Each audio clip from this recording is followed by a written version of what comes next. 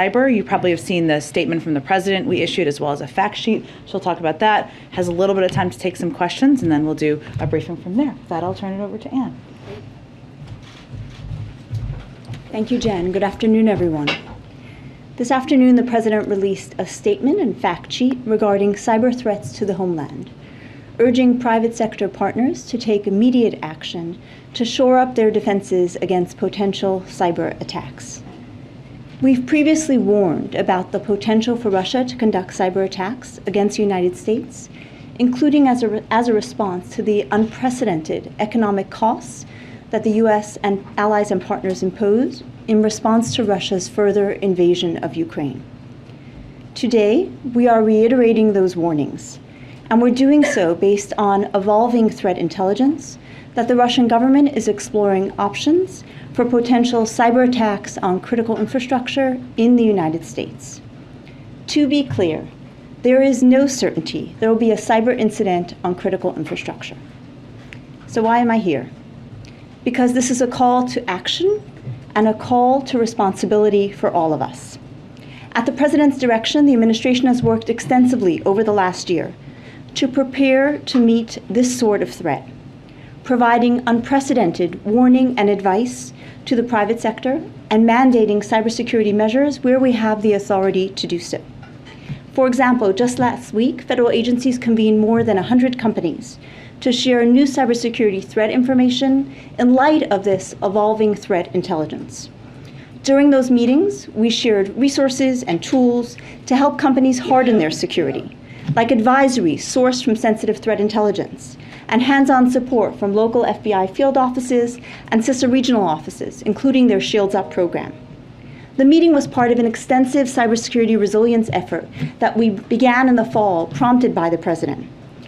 Agencies like Energy, EPA, Treasury, and DHS have hosted both classified and unclassified briefings with hundreds of owners and operators of privately owned critical infrastructure. CISA, NSA, and FBI have published cybersecurity advisories that set out protections the private sector can deploy to improve security. The President has also directed departments and agencies to use all existing government authorities to mandate new cybersecurity and network defense measures. You've seen us do that where we have the authority to do so, including TSA's work that mandated directives for the oil and gas pipelines following the Colonial Pipeline incident that highlighted the significant gaps in resilience for that sector. Our efforts together over the past year have helped drive much needed and significant improvements. But there's still much more we need to do to have the confidence that we've locked our digital doors, particularly for the critical services Americans rely on. The majority of our critical infrastructure, as you know, is owned and operated by the private sector. And those owners and operators have the ability and a responsibility to harden the systems and networks we all rely on. Notwithstanding these repeated warnings, we continue to see adversaries compromising systems that use known vulnerabilities for which there are patches. This is deeply troubling. So we're urging today companies to take the steps within your control, to act immediately to protect the services millions of Americans rely on, and to use the resources the federal government makes available. The fact sheet released alongside the President's statement contains the specific actions that we're calling companies to do.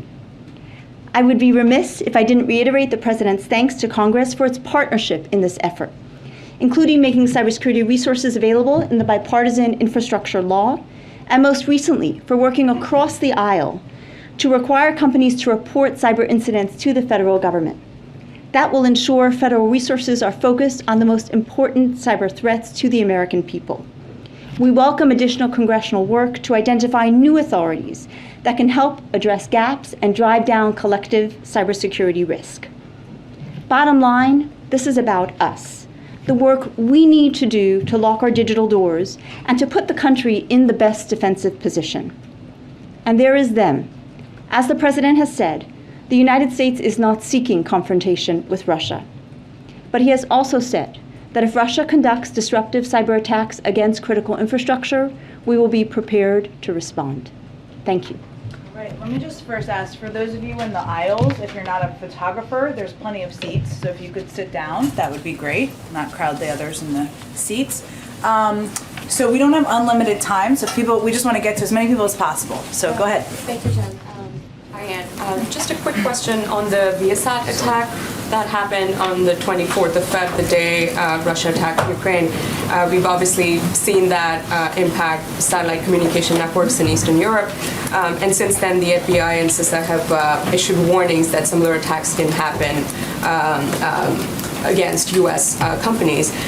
Is the U.S. in a position to perhaps identify who is behind the hack at this moment?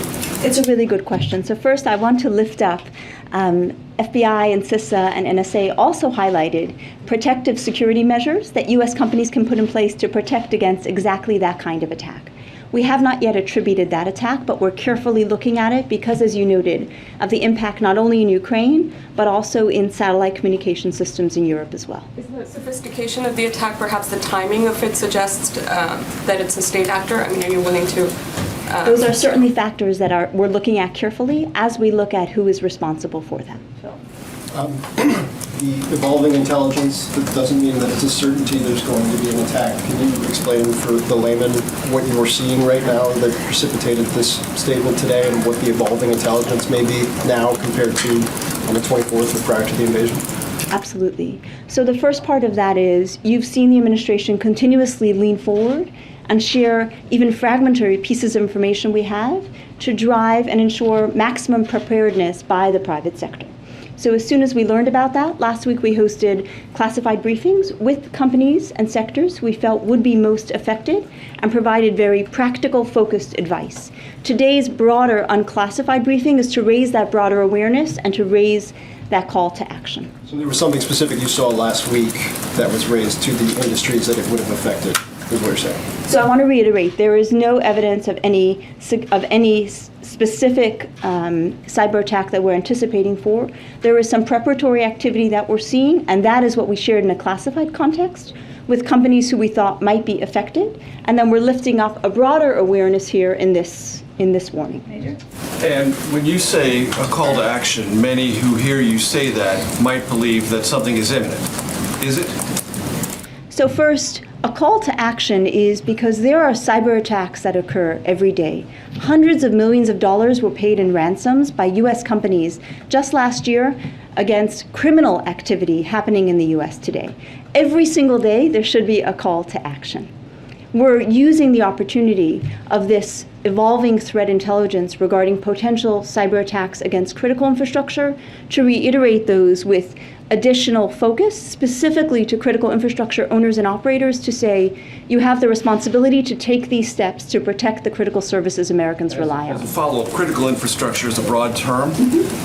Is it as broad as you typically mean it when the government speaks about critical infrastructure, or is there something you've seen that you can be a little bit more specific within that large frame of critical infrastructure? I won't get into specific sectors at this time because the steps that are needed to lock our digital doors need to be done across every sector of critical infrastructure.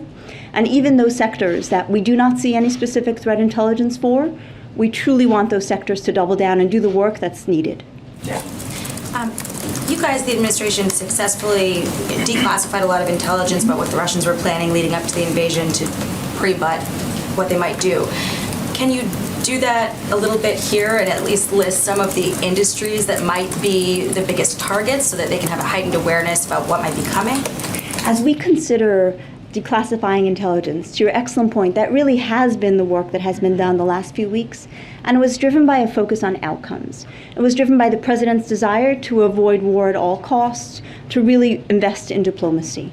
So as we considered this information, the first step we did was we gave classified detailed briefings to the companies and sectors for which we had some preparatory information about.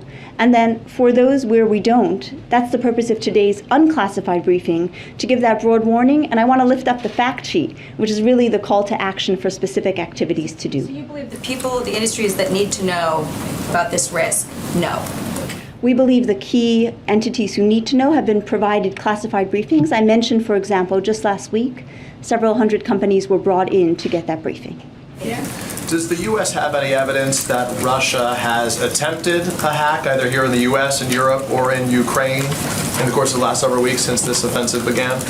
So we certainly believe that Russia has conducted cyber attacks to undermine, coerce, and destabilize Ukraine, and we attributed some of those a couple of weeks ago. We consistently see nation states doing preparatory activity. That preparatory activity can pan out to become an incident, it cannot, and that's the reason we're here. So specifically in the U.S., as there was an assessment early on that we thought that we would be a likely target here, why do you think we have not seen any attack on critical infrastructure in the United States to this point so far?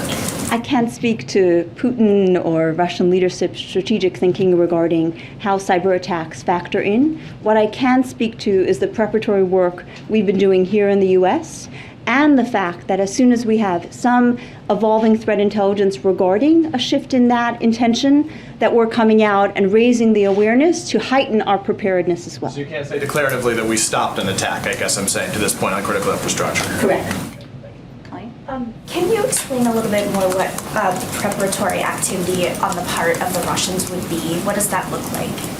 So preparatory activity could mean scanning websites, it could be hunting for vulnerabilities. There's a range of activity that malicious cyber actors use, whether they're nation state or criminals. The most troubling piece, and really one I mentioned a moment ago, is we continue to see known vulnerabilities for which we have patches available used by even sophisticated cyber actors to compromise American companies, to compromise companies around the world. And that's one of the reasons, and that makes it far easier for attackers than it needs to be. It's kind of, I joke, I grew up in New York. You had a lock and an alarm system. The houses that didn't or left the door open clearly were making it easier than they should have. Right? No comment about New York. So clearly what we're asking for is lock your digital doors, make it harder for attackers, make them do more work, because a number of the practices we include in the fact sheet will make it significantly harder, even for a sophisticated actor, to compromise a network.